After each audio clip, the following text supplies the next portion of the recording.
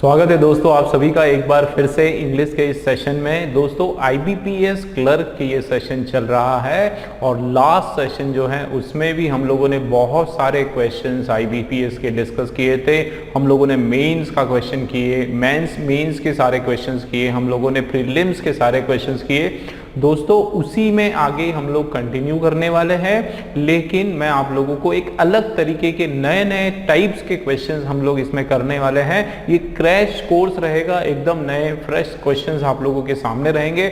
दोस्तों एक चीज मैं आप लोगों से बताऊं कि ये क्वेश्चंस ना केवल IBPS लेकिन आपका PO, SBI बहुत सारे पेपर्स आपके कवर करते हैं। PO कवर करता है आपका, SBI में ये क्वेश्चंस पूछे जाते हैं, ठीक है। SBI हो गया, बैंक का PO हो गया, उसके बाद आपका जो LIC है, LIC के ये सारे क्वेश्चंस LIC में भी आने वाले हैं। आपका RBI जो है, RBI के अंदर भी ये सारे क्वेश्चंस आप लोगों के आने वाले हैं। मतलब आप ये मान के चलो कि ये जो पैटर्न हम लोग डिस्कस कर रहे हैं, ये पैटर्न लगभग सभी जो बड़ी बड़ी एग्जाम्स हैं, बैंक PO के लेवल की जो एग्जाम्स है, सभी एग्जाम्स में ये बहुत काम की चीज है।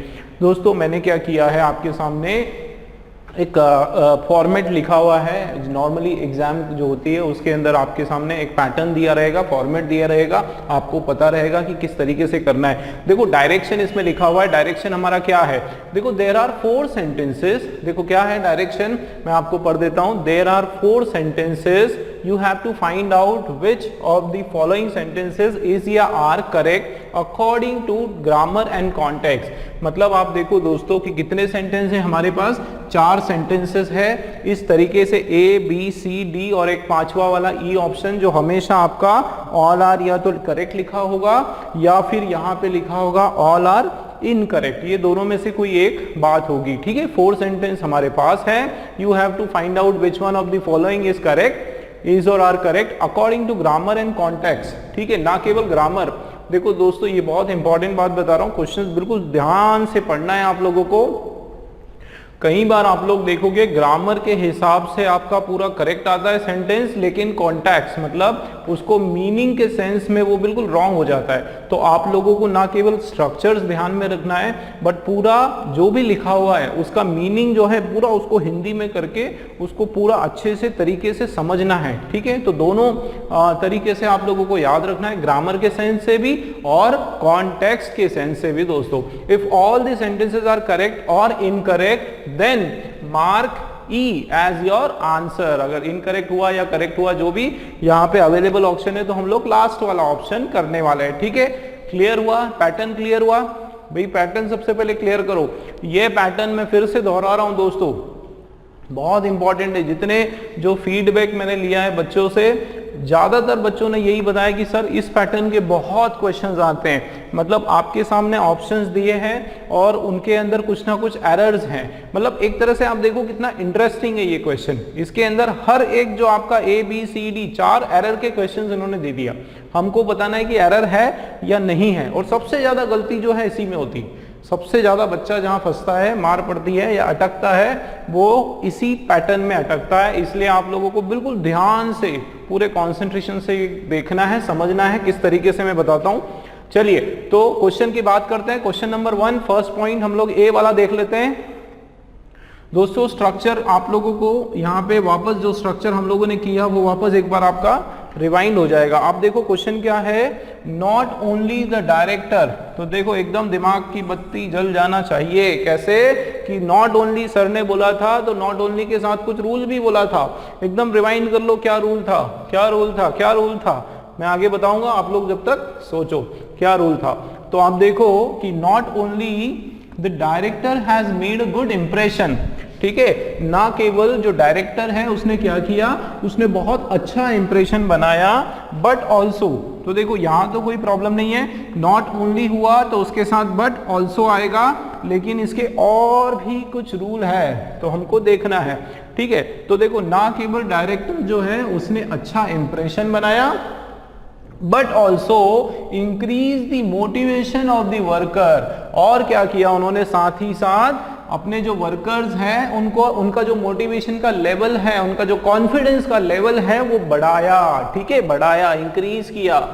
अब क्या रूल है दोस्तों, याद आया, नॉट ओनली बट ऑल्सो का क्या पैटर्न है, भाई आप लोगों को याद रखना है कि नॉट ओनली है और बट ऑल्सो, तो दोनों के साथ देखो बोथ, ठीक है, बोथ। मैं आपको शॉर्ट में बता देता हूं क्योंकि स्पेस की हमारे पास कमी है। देखो आप नॉट ओनली मान लो नॉट ओनली लिखा हुआ है और यहां पर दोस्तों हमारा क्या लिखा हुआ है, बट ऑल्सो, ठीक है, ये दो लिखा हुआ है। आप ध्यान देना मैं क्या बता रहा हूं आप लोगों को कि नॉट ओनली और बट ऑल्सो दोनों के साथ जो है सेम पार्ट ऑफ स्पीच आता है। क्या आता है? सेम पार्ट ऑफ स्पीच आता है। मतलब क्या सर? इसका मतलब है कि अगर नॉट ओनली के बाद मान लो एक जगह वर्ब आया, ठीक है, तो इसका क्या मतलब है कि इधर भी आपका वर्ब ही आना है, ये आपको याद रखना है। अगर यहां पर बट ऑल्सो मान लो यहां पर आपका नाउन आया, इसका मतलब आपका जो नॉट ओनली जो है उसके साथ भी नाउन आना है। समझ में आया? सेम पार्ट ऑफ स्पीच, दोनों के साथ क्या होना चाहिए भाई? सेम पार्ट ऑफ स्पीच होना चाहिए। ठीक है, क्लियर है? अब देखते हैं हम लोग। तो देखो नॉट ओनली द डायरेक्टर, अगर यहां आप लोग देखोगे तो नॉट ओनली के बाद क्या लिखा हुआ है? द डायरेक्टर, जो कि आपका नाउन है। ठीक है, not only the director has made a good impression but also increased the motivation of the worker. ठीक है, तो अब आप देखो कि यहां पर आपका क्या है? वर्ब का सेकंड फॉर्म है, मतलब यहां पर वर्ब लगा हुआ है। ठीक है ना, तो यहां आपका सीधा यहां पे क्या हो गया? नाउन हो गया। तो दोस्तों हम लोग क्या करेंगे? इस नॉट ओनली की जगह को रिप्लेस कर देंगे। क्या कर देंगे? नॉट ओनली की जगह को रिप्लेस कर देंगे। ये क्या हो जाएगा? The director not only has, sorry, the director has not only made. देखो क्यों ऐसा क्यों किया मैंने? देखो वर्ब का सेकंड फॉर्म ढूंढो। वर्ब का सेकंड फॉर्म ये है। वर्ब का सेकंड फॉर्म क्या है? मेड है हमारा, जो कि वर्ब का सेकंड फॉर्म है। मतलब आपका क्या होगा दोस्तों कि the director has not only, क्या हो जाएगा? The director has not only. ठीक है, यहां पर नॉट ओनली आने वाला है। ये जो नॉट ओनली जगह है ये आपका रॉन्ग हो गया, मतलब फर्स्ट वाले के अंदर एरर हो गया। क्लियर हुआ भाई? क्लियर हुआ कि नहीं बताओ मुझे। आप देखो यहां पे बट ऑल्सो आया, ठीक है ना, यहां पे क्या आया? बट ऑल्सो आया। उसके जस्ट बाद देखो वर्ब का सेकंड फॉर्म। ठीक है, तो यहां पे आपको देखना पड़ेगा कि वर्ब का सेकंड फॉर्म कहां है। ये रहा वर्ब का सेकंड फॉर्म। तो वर्ब के सेकंड फॉर्म में यहां उसके जस्ट पहले आने वाला है। ठीक है, मतलब ये नॉट ओनली की जगह यहाँ पे हो जाएगी। अब बहुत से बच्चे जो हैं, जो बहुत इंटेलिजेंट है, वो ये भी पूछेंगे कि सर आप ये बताएं कि यहाँ हमने द मोटिवेशन पहले क्यों नहीं लिखा? भाई जब आपने बोला सेम पार्ट ऑफ स्पीच है, इधर यहाँ पे नाउन है, तो ये मोटिवेशन यहाँ पे आना चाहिए। तो क्या हमारा सेंटेंस मीनिंग में सही जाएगा? देख लेते हैं, आपकी बात भी हम लोग मान लेते हैं। देखो not only the director has made a good impression but also the motivation, ध्यान देना, but also the motivation increased of the worker, but also the motivation increased of the worker। ठीक है, तो ये क्या सही होगा भाई? ये तो आपका क्या हो गया कि आपका जो सेंटेंस का स्ट्रक्चर है वही आपने गड़बड़ कर दिया। ठीक है, तो यहाँ पे दोस्तों हम लोग कभी भी ऐसा अगर चेंज करेंगे तो वर्ब के बाद में चेंज करेंगे, मतलब बट ऑल्सो नॉट ओनली के बाद में वर्ब आना चाहिए। क्या होना चाहिए? वर्ब आना चाहिए। दोनों साइड अगर वर्ब यहाँ पे दिया है तो यहाँ पे भी वर्ब को प्रायोरिटी देंगे हम लोग, नाउन को प्रायोरिटी नहीं देंगे। ठीक है, क्लियर है? ये क्लियर हुआ? फर्स्ट वाला हमारा एरर है, फर्स्ट वाला रॉन्ग हो गया, ये तो होगा नहीं। बी वाला देख लेते हैं। इवन दो, है ना, इवन दो, यद्यपि। ठीक है, the lecturer speech was fairly boring. ठीक है, all listen to him with due attention. क्या मीनिंग निकल के आ रहा है कि हालांकि, भाई इवन दो का मतलब क्या होता है? हालांकि, यद्यपि, हालांकि। यहां लिख देते हैं हम लोग, ये हो गया आपका हालांकि, कि बावजूद इसके कि जो लेक्चरर थे, लेक्चरर स्पीच, जो लेक्चरर के जो स्पीच था वो क्या था? फेयरली बोरिंग था। अब आप देखो ये जो बोरिंग है दोस्तों, बोरिंग जो है ये आपका यहाँ पे जेरेंट का नाउन है, जेरेंट है लेकिन नाउन की तरह काम कर रहा है। और ये जो है, एक मिनट, वॉज बोरिंग, ठीक है, ये आपका जो है एडजेक्टिव का काम कर रहा है। किसका काम कर रहा है?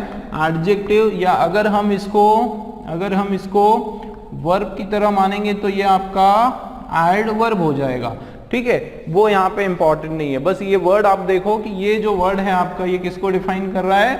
बोरिंग को। I think lecturer speech was boring. हाँ, तो ये जो है दोस्तों आपका नाउन नहीं है, जेरेंट नहीं है, ये आपका वर्ब है, ठीक है।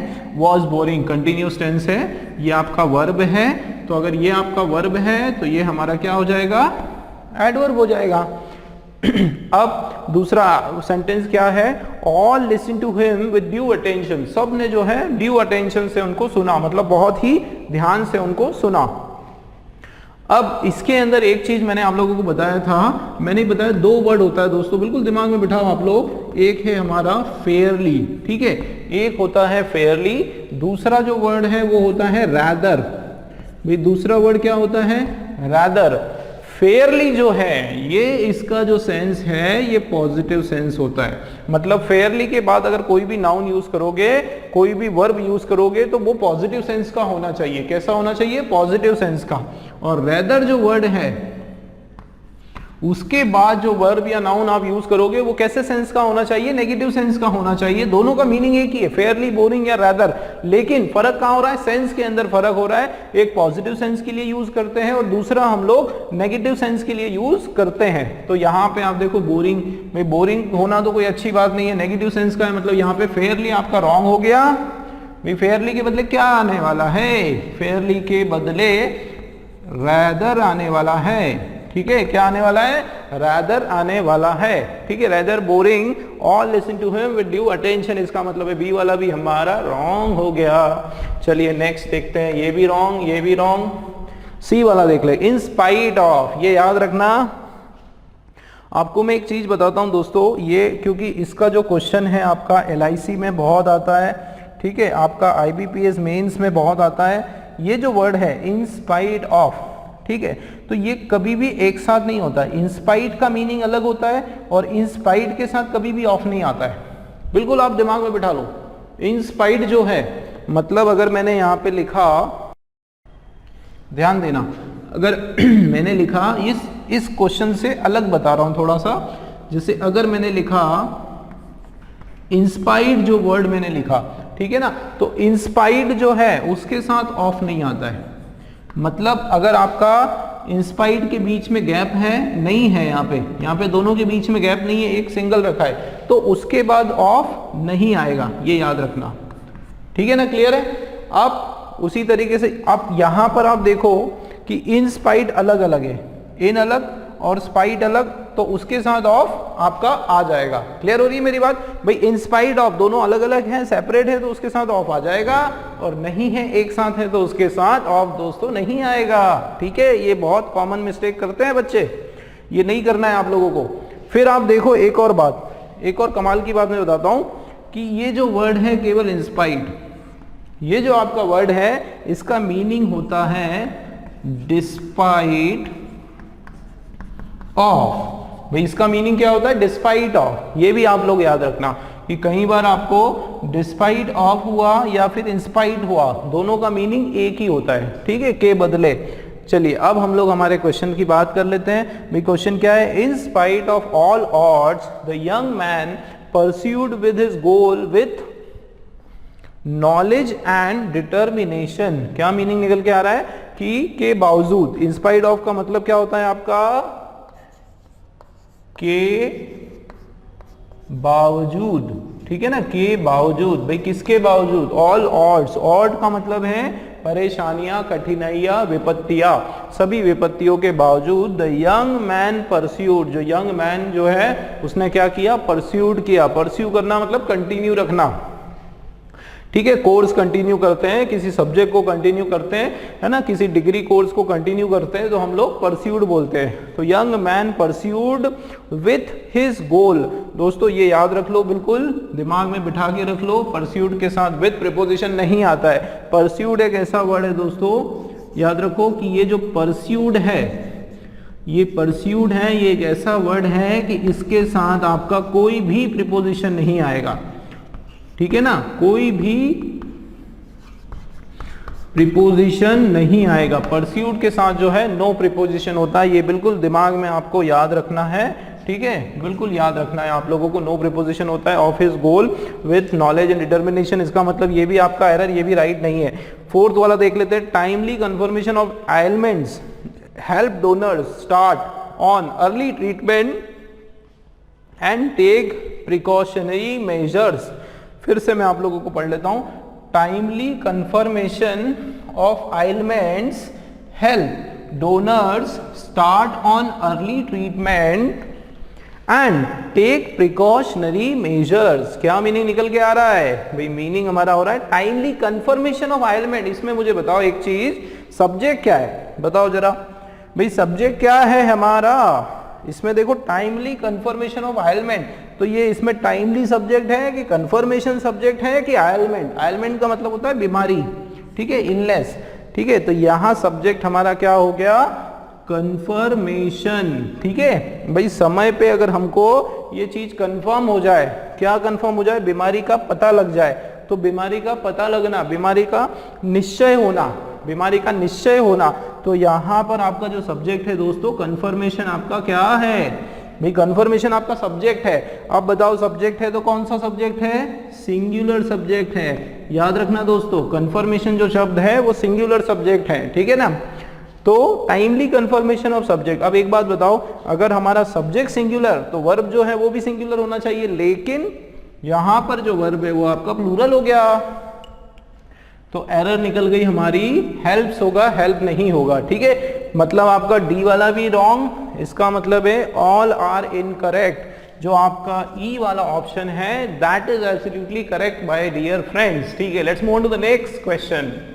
चलिए क्वेश्चन नंबर 2 हम लोग देख लेते हैं।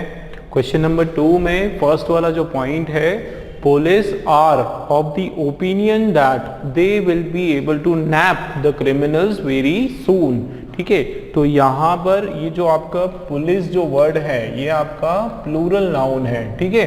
देखो पुलिस वर्ड जो है हमेशा याद रखना वो क्या होता है? प्लूरल नाउन होता है। मतलब अगर पुलिस हमारा प्लूरल नाउन है, मतलब ये भी हमारा वर्ब प्लूरल वर्ब एकदम करेक्ट है। यहाँ इसके कॉम्बिनेशन में कोई प्रॉब्लम नहीं। आगे देखते हैं, तो police are of the opinion, मतलब उनका ये मानना है, पुलिस की ऑफ द ओपिनियन का मतलब होता है पुलिस का ये ओपिनियन है, पुलिस का ये मानना है कि दैट, है ना, they will be able to, they will be, है ना, दे विल बी फ्यूचर की बात हो रही है, एबल टू नैप, नैप का मतलब होता है ग्रैब करना, पकड़ना, ठीक है। ये वर्ब आपका हो गया, वर्ब का फर्स्ट फॉर्म हो गया, वर्ब हो गया आपका, ठीक है। और वर्ब का कौन सा फॉर्म है? ये प्लूरल फॉर्म है दोस्तों। सब्जेक्ट वर्ब एग्रीमेंट के हिसाब से क्या होता है, जैसा हमारा सब्जेक्ट है ना, ये सब्जेक्ट भी है आपका, जैसा हमारा सब्जेक्ट उसी के हिसाब से हमारा वर्ब। यदि हमारा सब्जेक्ट यहाँ पर प्लूरल है तो वर्ब भी आपका प्लूरल होगा, मतलब ये भी आपका सही है। दूसरी बात, एबल टू नैप, टू जो होता है ये एबल के साथ, एबल टू के बाद तो वैसे ही वर्ब का फर्स्ट फॉर्म ही आता है, ठीक है। Will be able to nab the criminals very soon, very soon मतलब बहुत जल्द। तो पुलिस क्या करने वाली है? पुलिस का ये मानना है कि वे लोग जो हैं, पुलिस जो है वो क्या करेगी? एबल टू नैप, पकड़ लेगी, किसको? क्रिमिनल्स को पकड़ लेगी बहुत ही जल्दी। मतलब दोस्तों इसमें हमारा कोई एरर नहीं दिखाई दे रहा है, फर्स्ट वाला हमारा एब्सोल्युटली करेक्ट है, ठीक है। नेक्स्ट बी वाला क्वेश्चन हम लोग देख लेते हैं। it is impossible to believe that the government does not know to handle the situation with sincerity, ठीक। क्या मीनिंग हो रहा है? It is impossible to believe, मतलब ये नामुमकिन है, क्या चीज? ये नामुमकिन है बिलीव करना कि the government does not know to handle the situation very sincerity, the situation with sincerity. अब एक एक करके थोड़ा सा समझते हैं कि it is possible, it is impossible. भाई सब्जेक्ट हमारा कैसा है?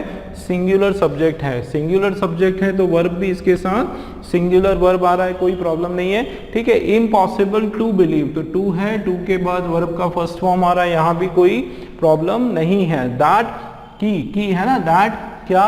क्या इम्पॉसिबल है विश्वास करना कि गवर्नमेंट, ये देखो द गवर्नमेंट जो है वापस से आपका ये सिंगुलर नाउन है, तो इसके बाद जो है डू नॉट नहीं डज नॉट, तो ये आपका सिंगुलर वर्ब है, इसकी कॉम्बिनेशन आपकी एब्सोल्युटली करेक्ट है, इसमें कोई प्रॉब्लम नहीं है। Singular verb does not know, ठीक है, उनको नहीं पता है वर्ब का first form to handle, to के बाद वापस वर्ब का first form does not know to handle the situation with sincerity, sincerity के साथ, ईमानदारी के साथ उनको नहीं पता किस तरीके से वो सिचुएशन को हैंडल करें। दोस्तों यहाँ पर गड़बड़ आ गया हमारा, does not know how to handle, ठीक है, ये याद रखना है हमेशा आप लोगों को कि नो अगर आया KNOW नो, ऐसा डज नॉट नो बीच में इस तरीके से आया तो उसके बाद अगर हम स्टार्ट कर रहे हैं तो हाउ टू हैंडल क्या होने वाला है, हाउ टू हैंडल वो राइट हो जाएगा। देखो आप पढ़ने में देखो, it is impossible to believe that the government does not know how to handle the situation with sincerity, ठीक, क्लियर,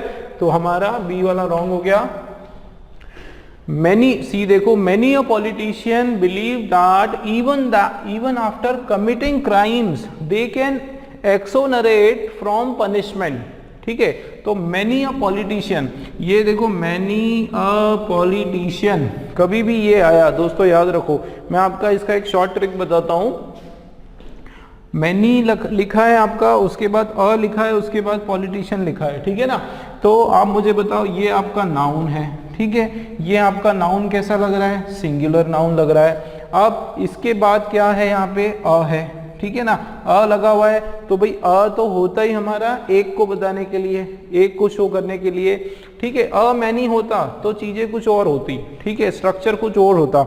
अगर अ इधर आता, मैनी इधर आता, तो ये पॉलिटिशियंस हो जाता, अ मैनी पॉलिटिशियंस हो जाता, ठीक है, लेकिन मैनी अ आ रहा है तो अ सिंगुलर है, मतलब ये आपका सिंगुलर होगा। याद रखना मैनी अ के बाद हमेशा सिंगुलर नाउन आता है, ठीक है ना। मैनी अ जो है आपका, ध्यान देना दोस्तों, इसमें बहुत कंफ्यूज हो जाते हैं बच्चे। मैनी उसके बाद अगर अ आया तो आपका जो नाउन है वो सिंगुलर होने वाला है, और अगर अ मैनी आया, अ मैनी उसके बाद अगर नाउन आया तो वो आपका हमेशा प्लूरल नाउन होगा। कैसा होगा दोस्तों, प्लूरल नाउन होने वाला है वो, ठीक है। और वर्ब भी जो है many a singular noun singular verb, इधर अगर हम लोग देखेंगे a many plural noun plural verb, बस ये याद रखना है आप लोगों को ये स्ट्रक्चर। मैनी अ पॉलिटिशियन, तो ये मैनी अ पॉलिटिशियन क्या है, सिंगुलर नाउन, मतलब वर्ब जो आने वाला है वो भी हमारा सिंगुलर वर्ब हो जाएगा, मतलब ये एस यहाँ पर लग जाएगा।